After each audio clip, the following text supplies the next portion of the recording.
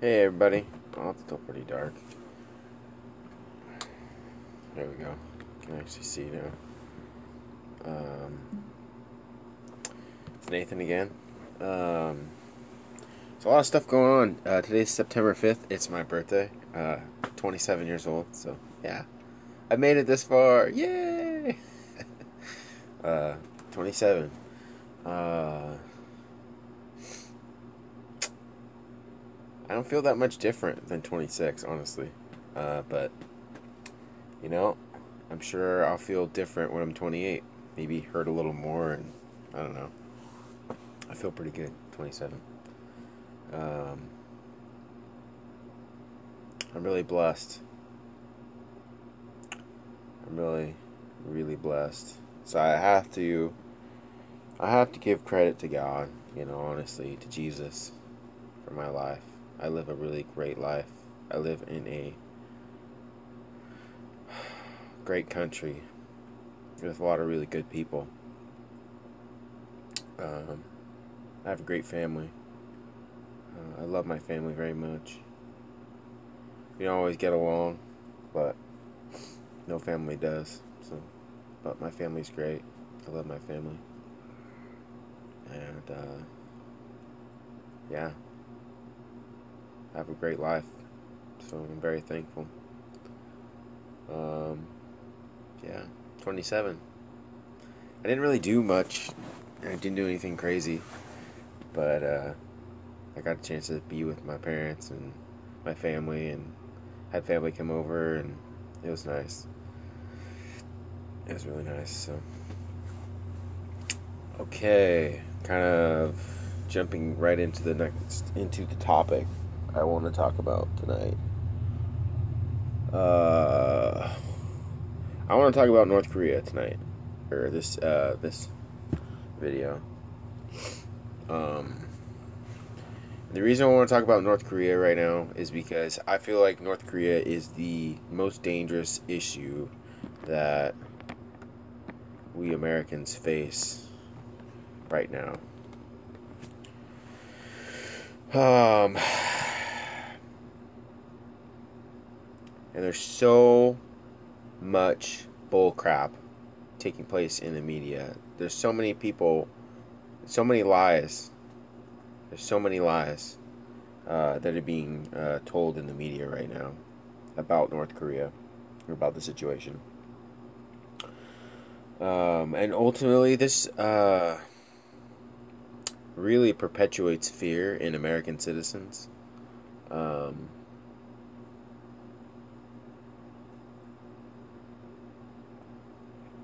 and so I feel like in order to try and help the situation overall, and to try and give clarity to the situation, because I know there's people out there that watch CNN, that watch MSNBC, that still watch a lot of these fake news outlets, and they really don't know the difference between reality um, and propaganda. And a lot of what is in media these days is just pure propaganda. And that's the reason why I feel like I have a responsibility, because I'm kind of like, I'm not entirely immune to the propaganda. I still hear it. I still, have to deal with it. But because um, they say that there's this thing called red pill, but that basically means that you are aware of certain facts that other people are not aware of. Um, and so, if you like, um, if you accept those facts and live your life, a moral life in accordance with those facts, uh, there's going to be natural consequences to that, and you're going to come out with a kind of particular perspective and outlook and worldview on life, and that's they call that being red pilled, but basically, um, I've kind of just come to a point where I can see past some of the things that are taking place. I kind of understand what's going on from a different perspective than a lot of people see things. So when there are certain stories that come out, I don't automatically just I don't take people's word for it. I always try to do my research, and I always try to look at things from as many different angles as possible, so I know, so I can get a good idea of what's actually going on versus what people are telling me. So, the only reason these false flags, and the people are getting good at breaking them down. We're actually getting pretty good at it. So it's just a matter of time before we're just able to see past all this bullshit. But yeah, I wanted to talk today about North Korea because I feel like that's the most pressing issue facing the United States today. Like security threat wise, where people are very concerned about it. Noam Chomsky actually wrote a book called Manufacturing Consent, and I've never read the full book, but I heard him. I listened to a lot of lectures, and I listened to a lot of audiobooks. I listened to a lot of and watch a lot of documentaries. I love hearing authors talk about their books and what's in their books and the main ideas. And so I had a chance to listen to uh, a conversation, kind of a documentary about, not really a documentary about Noam Chomsky, but really just kind of an overview and a summary of his book where he's expressing a lot of the ideas about the book called Manufacturing Consent.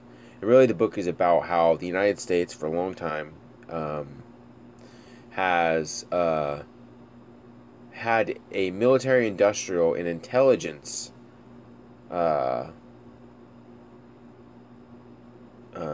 industrial complex where you have these various, not only military, but more so intelligence. You have these different groups out there who um, have found a way to, you know, um, try to, they've tried to manufacture events in order to push for war that they can then use as a means of securing military contracts. And so that's really kind of how the military industrial complex works, and that's also how the industrial um, or the intelligence industrial complex works. Um, it's interesting. Like I listened to another series on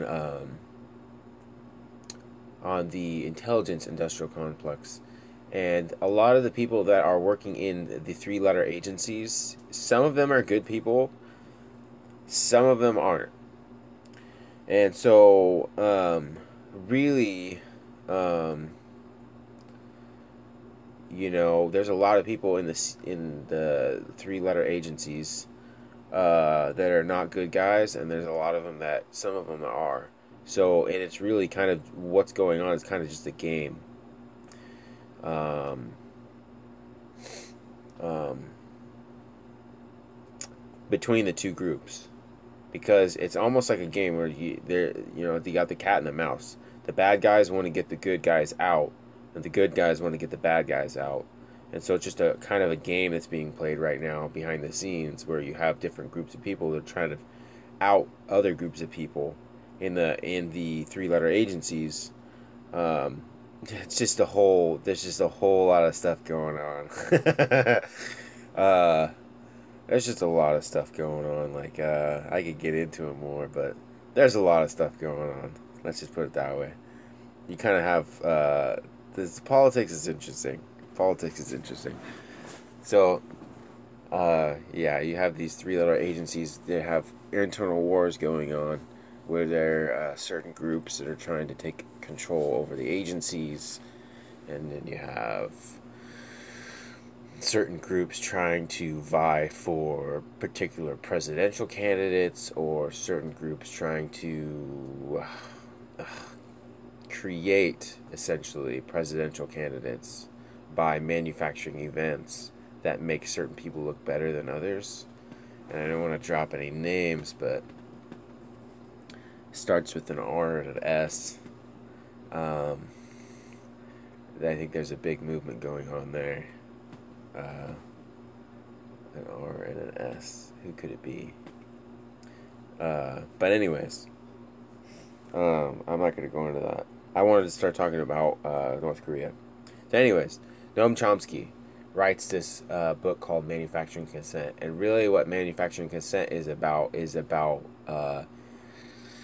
the process of getting people on board for war in a country, and how that takes place, and because war itself is an unnatural event. Um, it's an un. I mean, let me put it this way: it's anti-human.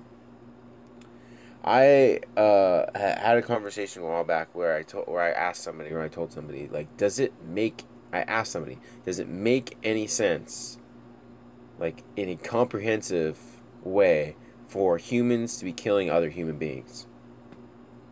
Does it make any sense? And the guy was like, no, it doesn't make any sense. So then I was like, well, why do we do it? Why is this happening all the time? Why are people trying to kill each other? Like, why can't we work together? Like, there's no reason why we can't work together. Why we can't. I mean, because really, when you think about it, like, if you think about sports, if you just think about sports, like, sports are it's all a competition. All of it's a competition. But some sports are team competitions, and some sports are, where you have a team goal and you're working towards that team goal. And then some sports are completely individual, like wrestling. Wrestling it's both a team sport and an individual sport. Baseball, team sport and an individual sport. Football, team sport and an individual sport. Um, but you never have a sport where everyone's working together for everyone's good. Never. Like, I've never seen a sport where everyone's working together to try and achieve something.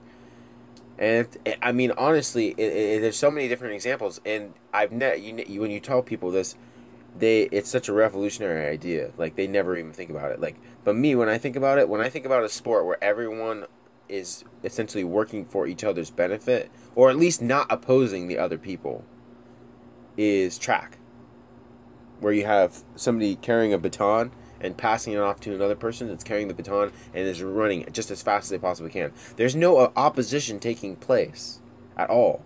So it's just a matter of an individual trying to be the best that they possibly can be without being opposed by other people. And which I think is kind of a revolutionary idea. Like, we never really think uh, about not opposing people the whole world. You never really think about, like, where people are in instances where they're not opposing other people, like where we can all just work together, like. And I think that's so revolutionary. Like, people don't really think about that, but war is totally counterproductive, because you're taking resources and you're using those resources in such a way to kill other people off, who may be in fact be your quote unquote enemy, or the enemy of your society. But you're not, instead of using those resources to further your own benefit, to further your own social welfare. Like,